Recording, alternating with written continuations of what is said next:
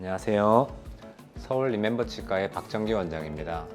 오늘은 임플란트 수술 후 주의사항에 대해서 한번 얘기해 보도록 하겠습니다. 네, 임플란트 수술하고 나서 마취는 보통 2-3시간 정도 뒤에 풀리고요. 만약 다음 날까지 마취가 풀리지 않는 느낌이 있다면 병원으로 연락을 주시기 바랍니다. 어떤 특정 약에 알러지가 있다면 미리 병원에 알러지에 대해서 알려주시고요. 처방받은 약은 그 처방전에 따라서 끝까지 복용해 주시는 게 좋습니다. 만약에 아프지 않다고 임의로 중단하게 되면 수술 후에 입안에 있는 여러 가지 세균에 의해서 감염이 있을 수도 있고, 그다음 임의로 중단하는 것들 때문에 항생제 내성 같은 것이 생길 수 있습니다. 일반적으로 타 병원에서 처방받은 약이 있다면 전산에 다 뜹니다. 그래서 중복되는 약들은 피해서 처방을 할 수가 있고요. 처방받지 않은 약을 약국에서 드시고 있다면 그것은 미리 알려주셔야 중복 처방을 피할 수가 있습니다. 임플란트 수술하고 나면 수술 부위에서 피가 나게 됩니다. 그래서 지혈을 위해서 병원에서 거즈를 물려드리는데요. 보통 거즈는 2시간에서 3시간 정도 물고 계시는 것이 지혈에 도움이 됩니다. 너무 느슨하게 물고 있으면 지혈이 되지 않기 때문에 적당한 강도로 압박을 해주시는 게 좋고요. 지혈이 되고 나서도 약간의 피가 수술 부위에서 스며 나올 수는 있어요. 이건 자연스러운 현상이기 때문에 뱉거나 하지 마시고 삼키시는 게 지혈에 도움이 되고요. 다음 날에도 조금씩 피가 스며 나올 수는 있는데 이건 문제가 있진 않고 자연스러운 현상입니다. 일단 음료는 드셔도 괜찮은데요. 빨대로 드시는 것은 좋지 않습니다. 음료를 빨 때 발생하는 입안의 음압 때문에 그 피딱지가 떨어져서 지혈에 방해가 될 수 있고 상처 치유가 지연될 수 있습니다. 식사는 수술 끝나고 지혈이 된 이후에 하시면 되고요. 근데 이제 드시려면 좋은 음식은 부드러운 유동식을 드시는 게 좋고, 수술 반대쪽 부위로 드시면 되고, 갈비나 오돌뼈, 깍두기 이런 딱딱한 음식을 드시게 되면 수술 부위가 벌어져서 혹은 상처가 생겨서 치유가 지연될 수 있기 때문에 피하는 것이 좋습니다. 그리고 가급적이면 너무 뜨거운 음식은 피하시는 게 좋고요. 뜨거운 음식을 드시게 되면 혈관이 확장되어서 지혈이 잘 되지 않을 수 있기 때문에 식혀서 드시는 것이 좋습니다. 수술을 하고 나면 만 48시간, 즉 이틀 정도까지는 얼굴에 붓기가 발생합니다. 이 붓기를 조금 줄여주려면 냉찜질을 해당 부위에 10분씩 해주시면 붓기 완화에 도움이 됩니다. 그리고 붓기가 조금씩 빠지면서 해당 부위에 멍이 들 수가 있어요. 이는 개인차가 있지만 멍이 발생하는 것은 자연스러운 현상이므로 걱정하실 필요는 없습니다. 임플란트 수술 후에 수술 부위를 피하시고 양치질 하시는 것은 괜찮은데요. 수술 부위를 직접 문지르는 것은 실밥이 풀기까지는 조금 피하시는 것이 좋습니다. 그리고 정동 칫솔 같은 것을 직접 세게 대는 것보다는 일반 칫솔로 조금 부드럽게 해주시는 것이 좋고요. 만약에 해당 부위에 뼈 이식을 많이 했거나 한 경우에는 조금 더 오랜 기간 동안 해당 부위 양치질을 피해 주시는 것이 좋습니다. 그리고 대부분은 한 달 정도가 지나게 되면 잇몸이 어느 정도 아물기 때문에 그때부터는 일반적인 양치질을 하셔도 무방합니다. 일단 수술 부위를 혀로 대거나 손으로 만지거나 하시는 건 좋지가 않고요. 그 부분을 만지게 되면 감염이 생겨서 염증이 생길 수가 있습니다.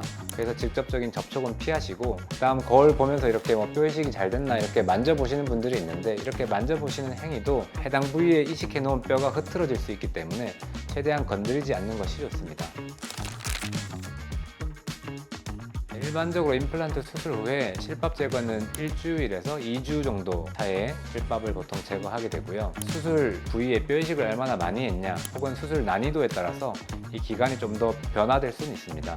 그리고 수술 부위가 회복되는 과정에서 실밥이 느슨해지거나 풀어질 수가 있는데요. 부었다가 부위가 가라앉으면서 느슨해지는 것이기 때문에 풀어졌다고 해서 놀라지 마시고, 이는 자연스러운 현상이므로 걱정하지 않으셔도 됩니다.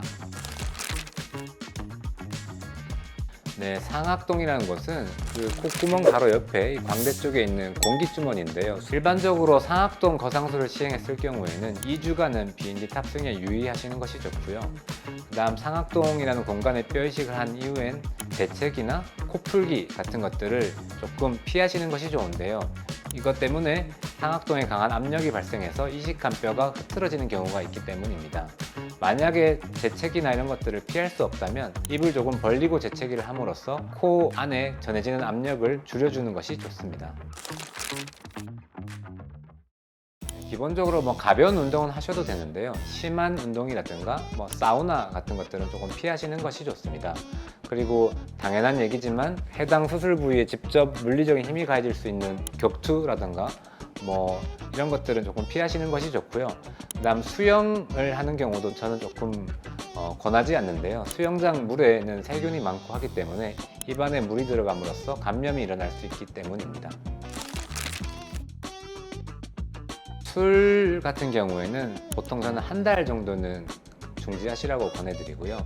만약에 술을 꼭 마셔야 된다 하면 적어도 약 먹는 기간 일주일 정도는 최소한 피하시는 것을 권해드립니다. 그리고 담배의 경우에는 제일 많이 강조하고 싶은 건데요. 임플란트 실패하시는 분들의 제일 큰 1등 요인이 흡연 때문이에요. 흡연은 담배를 빨 때 발생하는 음압도 문제고 담배 연기가 직접적으로 입안이나 상악동에 그대로 전달되기 때문에 상처 부위 치유에 방해를 주고 감염을 일으키기 때문에 반드시 피해야 할 요소 중에 하나입니다. 저는 흡연의 경우에는 임플란트 치료가 다 끝날 때까지는 절대 하지 마시라고 꼭 권하고 싶습니다. 흡연 다음으로 중요한 요소가 저는 당뇨라고 생각하는데요. 혈중 당 수치가 올라가면 상처 부위가 잘 아물지가 않고 감염에 취약해지기 때문에 임플란트가 쉽게 실패하게 됩니다.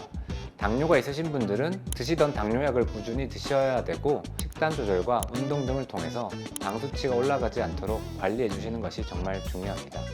치아 건강을 위해서도 그렇고 전신 건강을 위해서도 그렇고 치료를 계기로 기존에 끊지 못했던 나쁜 어떤 생활 습관들을 중단하시면 더욱더 건강해지시는데 도움이 될 것 같습니다.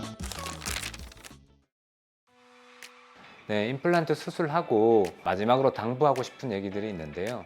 일단 수술하고부터 치아 머리가 들어가기 전까지는 제일 강조하고 싶은 건 흡연하지 않고 그 다음 당뇨가 있으신 분들은 당뇨 관리 잘 해주시는 것, 이거 두 개를 꼭 한번 강조드리고 싶고요. 그 다음 보철 치료, 치아 머리가 올라가고 난 이후에는 집에서 치간 칫솔이나 치실을 잘 사용해서 잇몸 건강을 잘 지켜주시는 것이 중요하고 병원에서 정기검진 알림이 올 때마다 내원하셔서 잘 체크받는 것이 중요하겠습니다. 임플란트 수술 무섭지 않습니다. 수면 진료로 편하게 진료 받으시고 주의사항만 잘 지켜주신다면 별 무리 없이 치료를 잘 마칠 수 있습니다. 걱정만 하고 치료를 미루셨던 분들 계시다면 이 영상 보시고 꼭 서울 리멤버 치과로 방문해 주시면 좋겠습니다. 네, 지금까지 서울 리멤버 치과의 박정기 원장이었습니다. 감사합니다.